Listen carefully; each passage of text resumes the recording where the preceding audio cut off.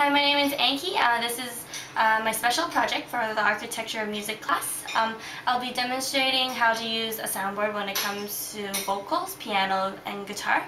As well, I'll be actually receiving help, and yeah, let's just get this started. So on my right, I have Vince. He'll be helping me out with piano. And on my left, I have Tony. He'll be helping me out with sound and also with the guitar. And I'll be doing vocals myself. The basic overview for our setup today is we have 3 inputs, 1 guitar, 1 microphone, and 1 piano. The way it works is that each of these are plugged into our wall outlet, into a specific channel. You can't really tell because we have it all plugged in right now. And the signal will travel from our inputs all the way across the ceiling to our soundboard at the back.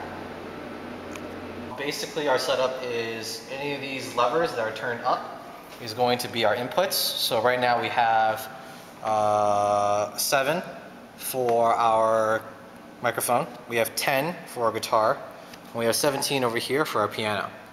These red and yellow ones control the volume inside the main speakers up there on the ceiling, and that's what we call the house mix, or the main mix. And so from here, we're able to control how loud the volume is out in the room, but also, importantly, is the volume for the instrumentalists and singers, what we call their monitor settings, which are these smaller speakers in front of them that they would hear from. So we control all of that from this board. The most important part of what this board can do is the EQ, or what we call equalization. It's basically this entire block here.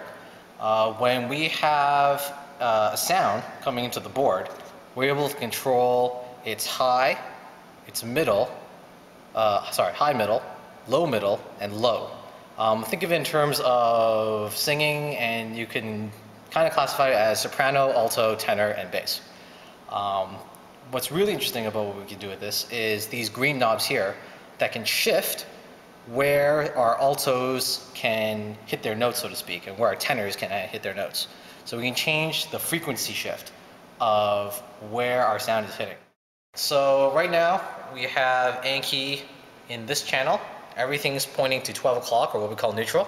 And I'm just going to have Ankie talk at her mic and just get you a baseline of what she sounds like. Test 1, 2, 3, 4, 5. Test 1, 2, 3, 4, 5. All right. So what we're going to do now is we're going to change her controls to something really high. So I'm going to turn up the high and high middle up, and also the sweep for the high middle. And at the same time, I'm going to turn everything else down, and then see how that changes her sound. So Ankie, can you try talking again? Test 1, 2, 3, 4, 5. Test 1, 2, 3, 4, 5. All right. And finally, just to give you the full range, we're going to turn the high down and turn the middle and low up and see what the difference is. Can you try one more time? Test 1, 2, 3, 4, 5. Test 1, 2, 3, 4, 5.